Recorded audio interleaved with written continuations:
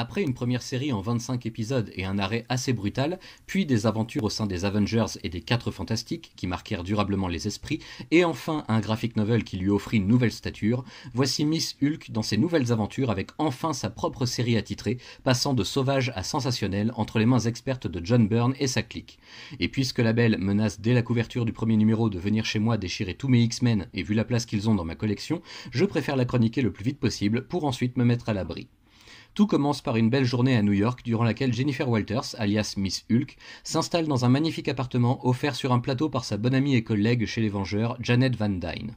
La situation serait des plus idylliques si Jen avait quelqu'un pour la partager, malheureusement son cœur est aussi libre que son CV. Et tandis qu'elle se promet de chercher du travail au plus vite, histoire de ne pas finir par défoncer son canapé, Miss Hulk est soudainement attaquée par rien moins que toute une armada extraterrestre. C'est évidemment un canular orchestré de main de maître par un vieil ennemi de Spider-Man qui remplit ici un contrat juteux, apporter la géante verte à un groupe de scientifiques peu orthodoxes contre 3 millions de dollars. Avec l'aide inattendue mais vraiment bienvenue de l'homme araignée préféré du voisinage, Shulky parvient à se défaire de ces sinistres individus, mais son auteur lui réserve encore une nouvelle galère en la projetant dans une virée complètement loufoque dans l'espace intersidéral, à la recherche d'un camionneur cosmique et d'un garage un peu spécial lui aussi, attaqué par le terrible titan Xenu, toujours à la recherche de quelqu'un pour l'aider à repeupler son monde natal. Remarquez, affronter une peluche géante change un peu de gêne de ses ennemis récents, comme l'étrange docteur Bong par exemple. Une fois rentrée sur Terre, Miss Hulk va faire équipe avec nul autre qu'un étrange petit bonhomme à la barbe blanche bien fournie, qui semble en connaître un rayon sur les habitudes de chacun. Pourquoi, me direz-vous? Parce que ce petit bonhomme est la seule personne qui puisse permettre à Jen de remporter sa première affaire au sein du cabinet du procureur de New York. Elle va donc devoir suivre malgré ses doutes légitimes, car quitte à ne pas comprendre ce qui lui arrive, autant qu'elle fasse partie de l'action malgré tout. Après une bonne grosse vingtaine de numéros, la série revient dans le giron du protecteur de John Byrne, qui réserve bien d'autres surprises à notre héroïne presque malgré elle.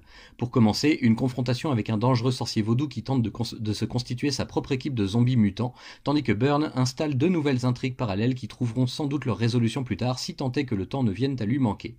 La colline vivante Sprague, toutefois, saura occuper l'espace restant, ainsi que l'homme taupe et son nouveau plan déjanté pour rompre sa solitude souterraine. Un petit séjour dans l'Ouest américain et un combat titanesque dans les rues de Manhattan plus tard, Jen est tour à tour envoyée dans une autre dimension puis dans un futur alternatif afin de servir, dans les deux cas, d'épouse dévouée à une ribambelle de rustres machistes plus bornés l'un que l'autre.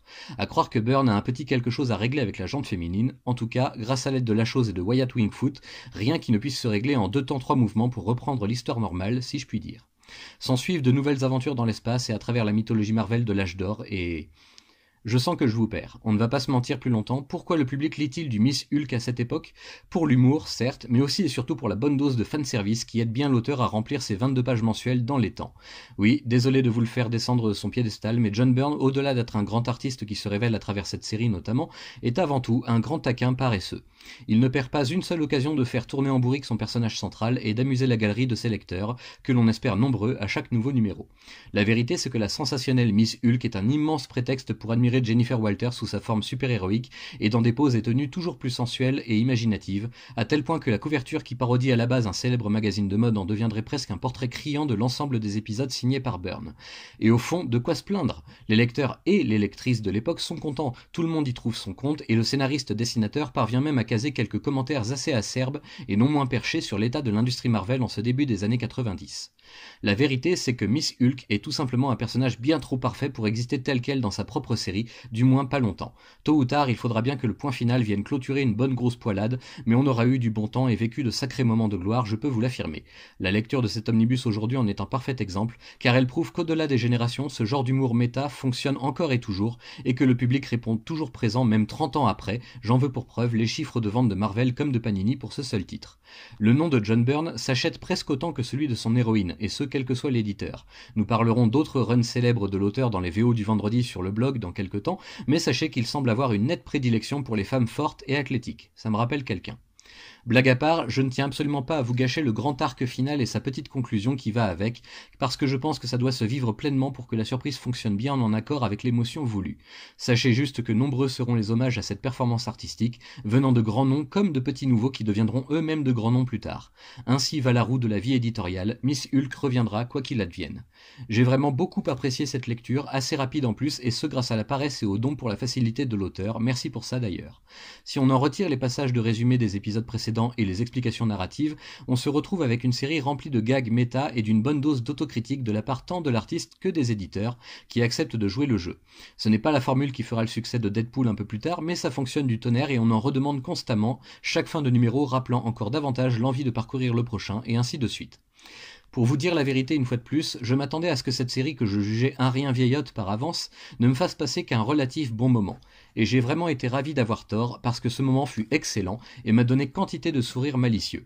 On sent que Byrne aime jouer avec son personnage emblématique mais aussi la choyer et lui offrir tout le luxe d'un espace dédié pour son expression personnelle et quelques réflexions sur le monde des comics et ce que le public veut vraiment. J'étais dubitatif quant au choix éditorial de ne centrer cet omnibus que sur les épisodes signés John Byrne, mais maintenant que je referme l'album, je constate avec plaisir que je n'aurais rien voulu lire d'autre ni d'autrui. Toute cette irrévérence, toute cette autodérision m'a fait un bien fou, et je suis on ne peut plus fier de posséder cet omnibus de taille raisonnable et de pouvoir l'insérer dans ma collection.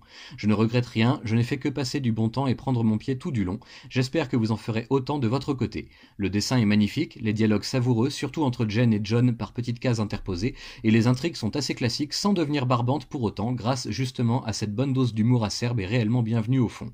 Que vous dire de plus ? Je ne regrette même plus tant que ça que le graphic novel de 1985 ne figure pas au sommaire. Je crois comprendre la logique de Panini et leur conception de ce qui aurait été une sorte de hors-sujet dans leur volonté de ne publier que l'esprit pur d'un John Byrne sans filet, ni parachute. C'est vraiment très réussi. C'est donc avec nostalgie mais aussi beaucoup de plaisir que je referme cet omnibus consacré à la si sensationnelle Miss Hulk, qui mérite vraiment son nouvel adjectif.